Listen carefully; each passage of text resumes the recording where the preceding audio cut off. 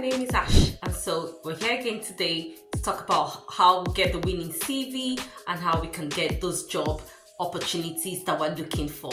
So if it's something that you'd like to hear, please stay tuned as we dive into today's video. So today, I have come with some exciting news about how I was able to transform my CV from this onto this, and how this new CV got me multiple job interviews, multiple job offers, and 2 job offers with certificate of sponsorship. Yes, 2 job offers with certificate of sponsorship. And that is what I'm about to show you guys today. So I'm going to take it as a series because the CV is it's a story. It's your career story, it's your career journey. And I just want you to follow me. So today I will be looking at my CV. I'll show you my old CV, and on my old CV I'll show you the mistakes that I used to make, and then I'll show you the new CV and I'll tell you what I amended that to and how that gave me those opportunities that I just spoke about earlier. So again, if this is your first time of seeing my face, please do well to click the subscription button and like and share this video. Or if this looks like something that you want to hear, or you know somebody that wants to know about how to amend their CV and get these various opportunities, please click on the subscription button, like and share this video, and send it to them so that they will be able to see it. Now, let's go to the CV.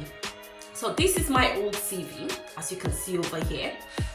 My old CV is a 5-page CV. It has loads of words on it, and today I will be taking you just through the parts that shows my personal statement and the work experience. So today we will just break it into that section.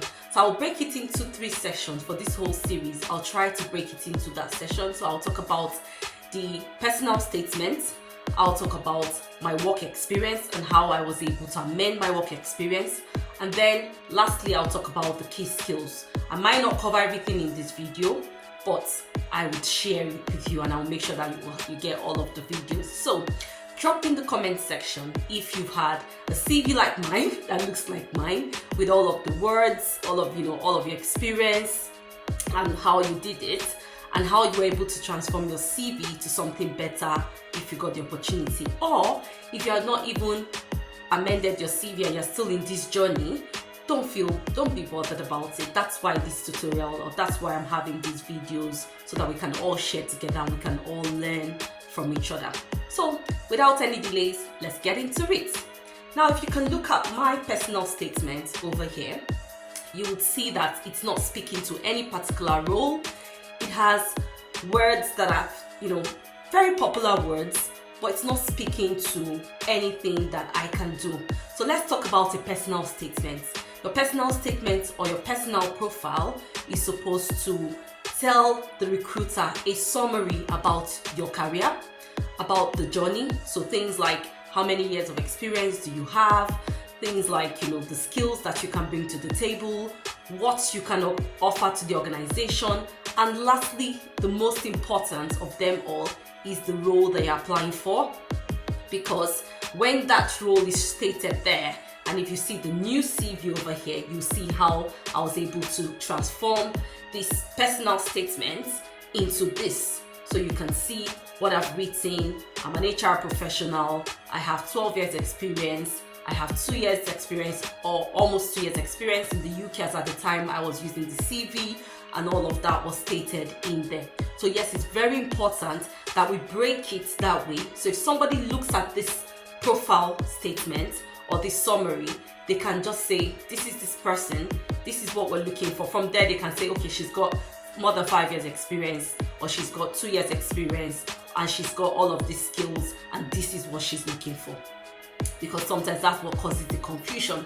So the second bit that we will go to now is the part around our work experience.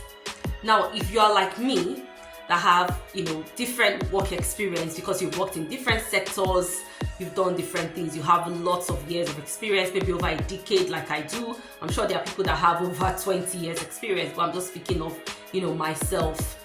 If you're like me, you would have a 5-pager CV like this, because you want to represent everything that you've done. So you look at the work experience in my new CV, you will see that I've amended it and I've divided it into 2 sections. The first section is where I'm talking about my HR experience, because I'm an HR professional.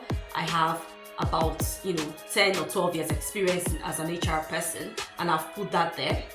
And if you look at what I've done in the section of the other work experience, I haven't just listed those achievements, I have listed those skills or what I have done there in a way that I can transfer it into my HR role. So let's dive into it. Let's break it into little pieces so that we can all understand. So if you look at my old CV, you will see that I've just listed the tasks that I do, the job, the duties that I do. These are daily duties that everybody does, and everybody knows that that's what we do, right? But if you look at this CV, you would see over here that I haven't just listed what I do, I've listed my achievements and my responsibilities. So I've listed the achievements that I had, how I supported managers, and I was speaking with numbers, because it's very important for people. I mean, it's easier for people to measure numbers, isn't it? So I was speaking with numbers, how I supported managers to reduce absence in KKK organization, and that absence, I reduced it from 60% to 35%, or from 10% to 20%. I was speaking, with numbers. I was trying to let the recruiter see what I have done, what I have achieved, but I was making sure that the numbers count. So that's what is important to do. So I have listed that, and I haven't listed so much because I'm trying to compress the CV. Now, there is another form in most cases, the application form, where you're going to list everything that you have done and show that you don't have any gap in your career. So yes, you can do that. But in this particular situation, on your CV, you don't need to list all of that, because you want to make it very concise and very, very detailed, so that it's concise but it has all the details that is needed there. So we'll go back to the second section where we're talking about my other work experience. So if you can see from here, because I worked as a healthcare support worker, I had interpersonal skills because I discussed and I relate with the service users. So I've written that there. I've written that I've got good communication skills. I've written that I've got, good interpersonal skills, and I've written all of that. So I wrote it in such a way that I can transfer those, skills into my HR, because of course in HR we speak to people, we communicate, we have interpersonal skills, we work in teams, we also support other people. So we collaborate with people. So that's what the job is all about. So that's what I have put on my CV. So, like I said earlier, I'm just going to take this bit today because I don't want this video to be too long.